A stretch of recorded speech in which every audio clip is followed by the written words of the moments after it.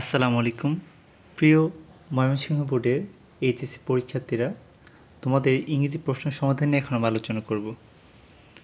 তো তোমাদের যে প্যাসেজটি ছিল সেটি ছিল অ্যাডোলেসেন্স কনস্টিটিউশন কোর রিসোর্স। আচ্ছা, পরিচিত প্যাসেজ ছিল, অনেকে প্রত্যাশিত ছিল। তো উত্তরগুলো দেখো। একের কনস্টিটিউট, এটা হচ্ছে ফর্ম। লিগ্যাল, এটা হচ্ছে লফুল। লিডস টু, এটা হতে হবে রেজাল্টস ইন।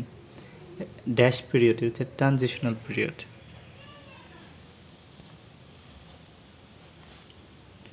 ইকোনমিক, এটার সাথে যাবে মনিটারি। কোর, এটা হচ্ছে central. Take place, happen. Affluent, সমৃদ্ধশালী। সলভেন্ট, অবশেষে এটা হচ্ছে ইনঅ্যাডোলেসেন্স। মার্জিনালাইজেশন, হোল্ডিং নো পাওয়ার। অপরদিকে 2 নম্বর আনসারগুলো ছিল এরকম: helping us function meaningfully, giving the ability, helping us make the right choice, helping us gain a degree of self-confidence, helping us think independently. যদি আমরা চার উত্তরগুলো দেখি, প্রথমটি হবে এক্সপ্লোশন, বি নাম্বারটা হচ্ছে বার্ডেন, সি নাম্বারটা হচ্ছে ক্রাইসিস, ডি নাম্বারটা হচ্ছে অ্যালিভিয়েশন। ভুল বলছি। এ হচ্ছে এক্সপ্লোশন, বি হচ্ছে লাইবিলিটিস, সি হচ্ছে থিঙ্ক, ডি হচ্ছে বার্ডেন,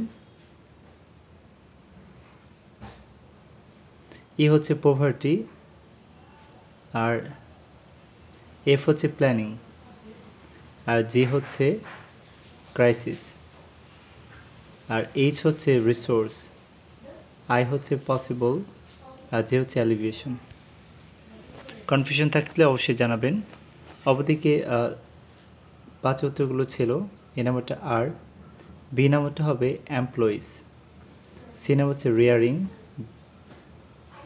বি নাম্বার হচ্ছে এ, সি হচ্ছে এমপ্লয়িজ, ডি হচ্ছে অলসো অলরেডি, ই হচ্ছে রেয়ারিং, এফ হচ্ছে ফার্মিং, জি হচ্ছে দ্য, এইচ মেনি বা সাম, আই এমপ্লয়মেন্ট, আর জে হচ্ছে ক্যান।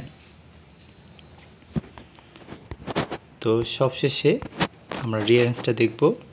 এক্ষেত্রে সিএলটা হবে এইভাবে: প্রথমে হবে 3 নাম্বারটা, অর্থাৎ 1 সেল ল্যাট ইন্টু, এরপর হচ্ছে 9, এরপর হচ্ছে 7, এরপর হচ্ছে 10, তারপর হচ্ছে 1, 5, 4, 2, 8, 6। তো একটা স্ক্রিনশট নিয়ে নিতে পারেন এটা বোঝার জন্য। তো ধন্যবাদ। যদি ভিডিওটি ভালো লাগে আর অবশ্যই লাইক কমেন্ট শেয়ার আশা করছি, এবং ভালো লাগে চ্যানেলটি সাবস্ক্রাইব করতে বলবো। পরবর্তীতে এই ধরনের সমাধানে আমরা আবার হাজির হবো ইনশাল্লাহ। আসসালামু আলাইকুম।